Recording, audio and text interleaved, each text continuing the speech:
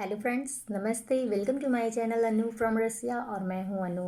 सबसे पहले आप सभी लोग को बहुत बहुत धन्यवाद कि आपने मेरे लास्ट वीडियो को सराहा है, पसंद किया है, आपने मेरी बातों को पसंद किया है, इसलिए थैंक यू सो मच। आप यूं ही मेरा हौसला बढ़ाते रहिए और बहुत धन्यवाद।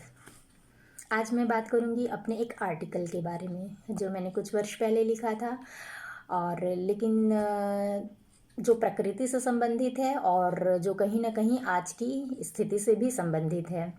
दरअसल आज का जो माहौल है, आज का जो समय है, आज की जो स्थिति है हमारे देश भारत की या फिर पिछले वर्ष से जो पूरी दुनिया में चल रहा है, उस प्राकृतिक आपदा के चपेट में हर एक व्यक्ति आ रहा है। हर एक व्यक्ति पर उसका किसी न किसी रूप में प्रभाव ज़रूर पड़ रहा है। तो इसके ज़िम्मेदार वैसे कहीं ना कहीं तो हम स्वयं हैं, क्योंकि हम जंगल के जंगल काटते गए अपनी बिल्डिंग और फैक्ट्रीज़ बनाने के लिए, और अपनी ज़रूरतों को पूरा करने के लिए हम पेड़ काटते गए, जिसकी स्थिति क्या है कि आज ऑक्सीजन की कमी के कारण कितने ही लोग दम तोड़ दे रहे हैं और बहुत ही सोचनीय स्थिति है। और क्या किए हमने सिर्फ प्रकृति से खिलवाड़ किया। प्रकृति ने हमें सदैव दिया ही दिया है, निस्वार्थ दिया है, बिना भेदभाव के दिया है, लेकिन हम प्रकृति के साथ सिर्फ और सिर्फ खिलवाड़ करते चले गए। और आज जब समझ आ रही है तो समय बहुत निकल गया है। अब पछताए होत क्या जब चिड़िया चुग गई खेत। पर कोई बात नहीं, हर समस्या का कोई ना कोई समाधान ज़रूर होता है। समस्या बनती ही है समाधान के साथ, बस ज़रूरत है उसे खोजने की। और समाधान ये है कि हम अपने आसपास पॉजिटिव थिंकिंग क्रिएट करें, हम एक दूसरे में पॉजिटिव थिंकिंग क्रिएट करें, हम अपने आसपास पॉजिटिव माहौल बनाएं, हंसी खुशी का माहौल बनाएं, जिससे कि लोग जो है खुश रहें।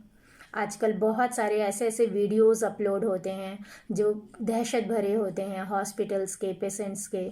मैं ऐसे लोगों से ये अनुरोध करूँगी कि प्लीज़ ऐसा वीडियो ना डालें, ऐसा वीडियो पोस्ट ना करें, क्योंकि ऐसे ऐसे वीडियोस देखकर सिर्फ मन विचलित हो जाता है और दुखी हो जाता है। और ये सारे वीडियोस तो हम एक वर्ष से देख रहे हैं कि क्या स्थिति है हॉस्पिटल्स की, क्या स्थिति है घर वालों की।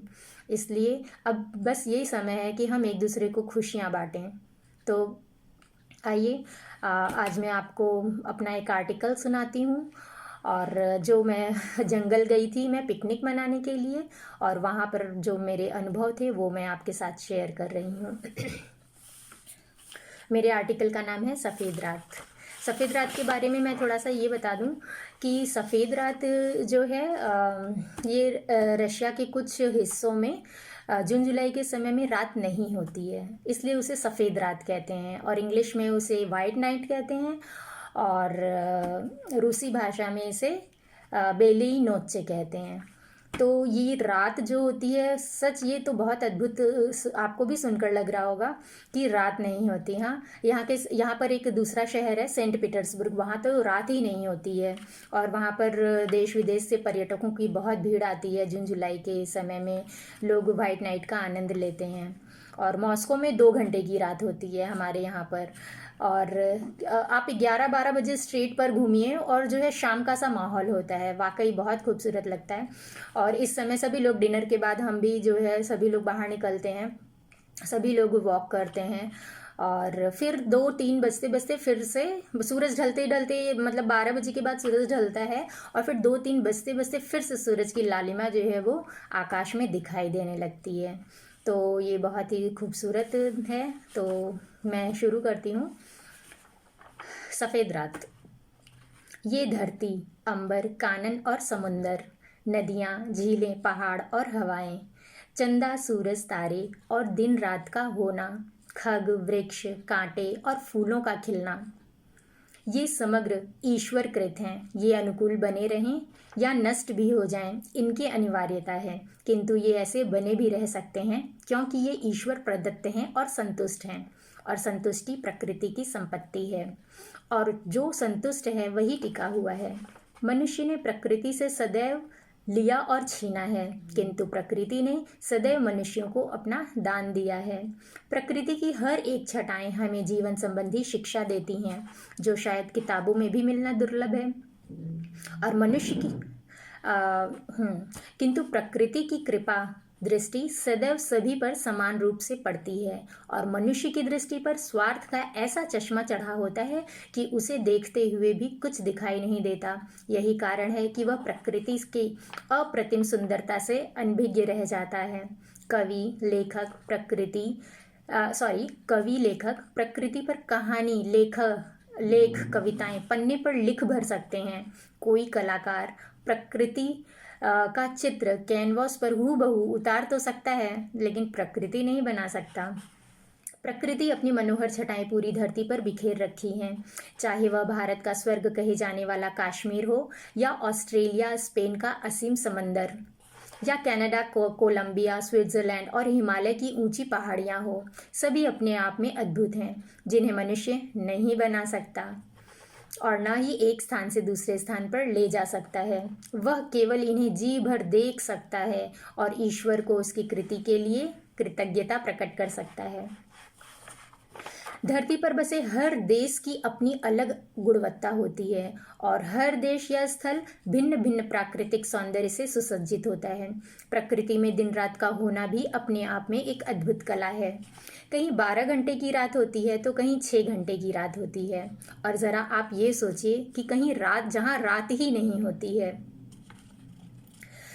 ऐसा ही एक शहर है जहाँ जून और जुलाई के महीने में रात नहीं होती। वह शहर है सेंट पीटर्सबर्ग, जो रूस का दूसरा बड़ा शहर है, जहाँ की सुंदरता जून जुलाई की रात में देखते ही बनती है।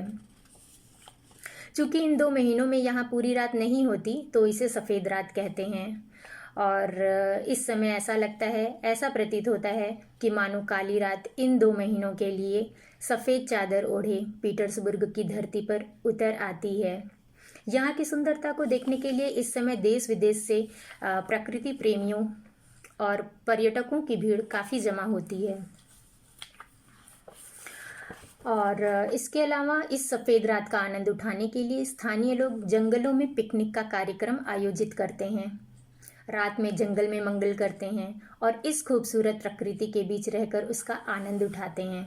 मुझे भी मौका मिला कि मैं प्रकृति के बीच उनके साथ इस रात की खूबसूरती का मज़ा ले सकूं, और वाकई मैंने उस रात को मैंने सच प्रकृति के बीच में रहकर मैंने जो अनुभव किया ना, वो बहुत ही बहुत अच्छा लगा।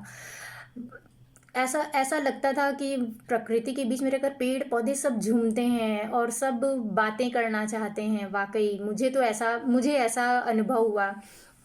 हो सकता है कि सबके अनुभव अलग अलग हों, पर मेरे जो अनुभव थे मैं उसे आपको शेयर करूँगी अपने नेक्स्ट वीडियो में। और आज के लिए इतना ही। मैं इतना ही कहूँगी, आप सुरक्षित रहिए, स्वस्थ रहिए, खुश रहिए और अपने आसपास के लोगों को खुश रखिए। मैं फिर जल्दी ही अपना दूसरा वीडियो अपलोड करूँगी। तब तक के लिए नमस्ते, बाय। और आप मेरे वीडियो को लाइक करिए, शेयर करिए और मेरे चैनल को सब्सक्राइब करिए। धन्यवाद।